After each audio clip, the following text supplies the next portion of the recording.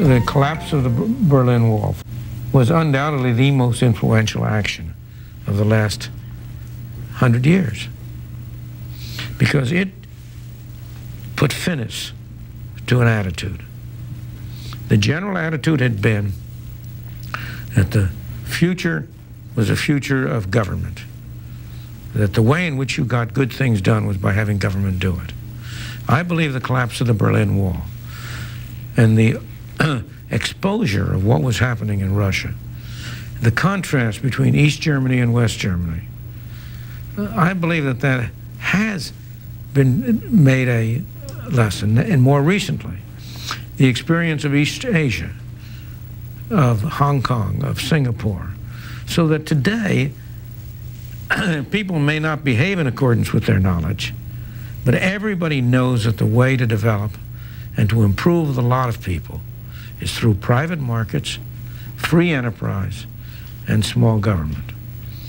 We're not practicing what we should be preaching. I've been saying that the former communist states are trying as hard as they can to go to where we were 50 years ago, whereas we're trying as hard as we can to go to where they were 10 years ago. Why? Because of the inertia and the drive for power.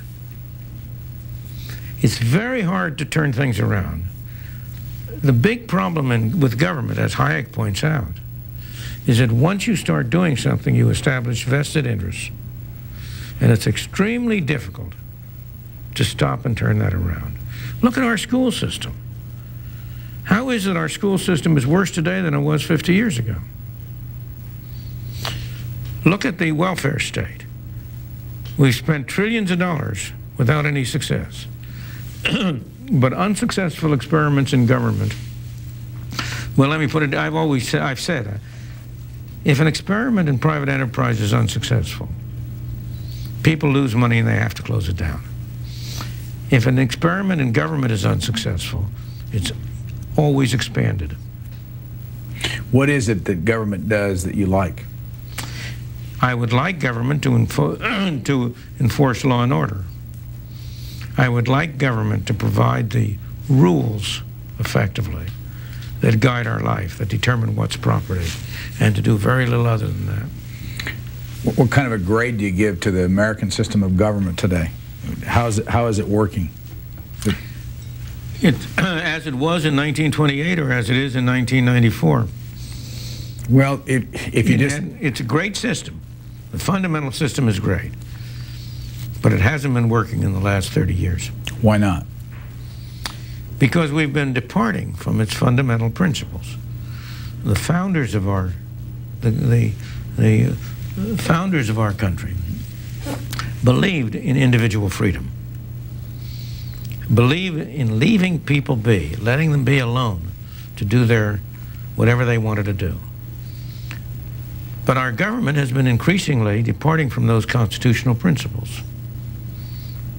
You know, there's a provision in the Constitution that Congress shall not interfere with interstate commerce.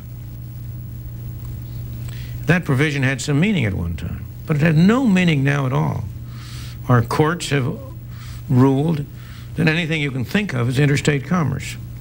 And so the government exercises extensive control over things that it has no business interfering with.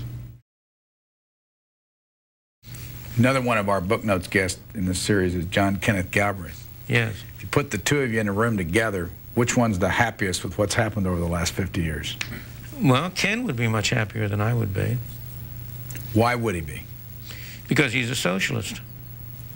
Why do you think he's happier, and why do you think his side's been more successful?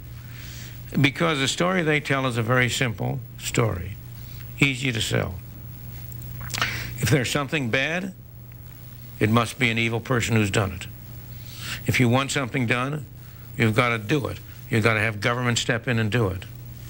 The story Hayek and I want to tell is a much more sophisticated and complicated story.